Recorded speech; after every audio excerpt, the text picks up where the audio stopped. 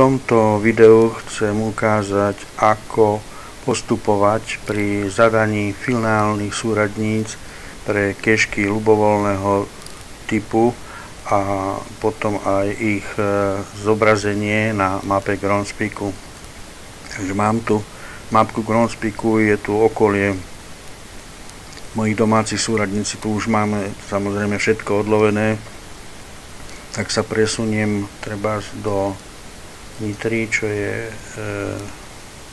blízke mesto, takže Nitra, a dajme tomu, túto cacheku nemáme ešte vylúštenú, dajme tomu, že som ju vylúštil a chcem zadať jej finálne súradnice. Môžem to urobiť aj takto jednotlivo, takže mám tu cacheku, na ktorú kliknem pravou myšou a použijem funkciu užívateľské dáta a prepíšem tieto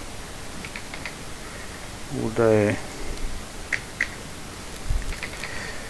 Ako bežný užívateľ viem zadať len koordináty override, nie je možné zadať iné typy užívateľských súradníc, ale ako premium užívateľ môžem zadať akékoľvek. To znamená, jedna cacheka môže mať aj viacero užívateľsky zadaných bodov a každý sa môže volať ináč. Samozrejme, iba jeden môže mať privlastok koordináty override, takže dám to uložiť na web. Toto je samozrejme možné urobiť aj cez rozhranie webu, nie cez tento program. Výsledok je ale ten istý. Potrebujeme v podstate dosiahnuť to, že dostali sme správu o úspechu.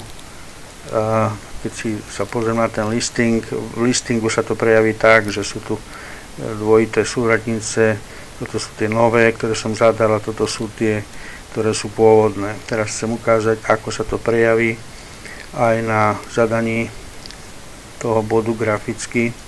Takže dám si parametrizovať túto obrazovku, zobrazenie waypointov na tejto obrazovke a môžem treba dať zobraziť osobné body, koordináty override alebo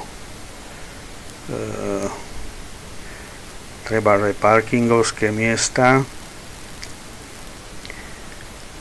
A toto sú teraz, takto je to potom vidieť v praxi. Červenou vlajočkou vidím také body, ktoré sú koordináty override a ešte som ich neodlovil. Ak by tu boli, si na to ťuknem, tak to sú tie súradnice, ktoré som pred chvíľkou zadával. Ak by boli zelenou vlajočkou, a teraz ich nemám zobrazené, tak si to idem sparametrizovať ešte raz, tak dám vyčistiť obrazovku a dám zobraziť nie len nenájdené, ale všetky.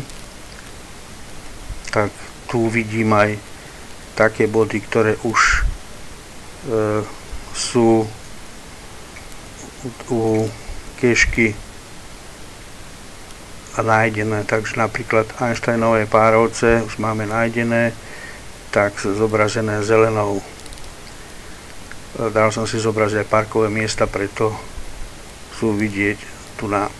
Tu chcem podotknúť ešte takú vlastnosť, že týmto spôsobom sa dajú zadať koordináty override pre akékoľvek typy cachiek, napríklad aj pre Where-I-Go, čo normálne na webe ináč nie je možné.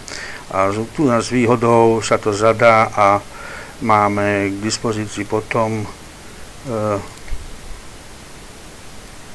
pekne je to vidieť na tejto, toto je Where-I-Go cache, staré monumenty, a tu mám koordináty override. Nechcem na to ťukať, alebo potom by som prezradil vlastne finálne koordináty tejto cacheky. Ďakujem za pozornosť.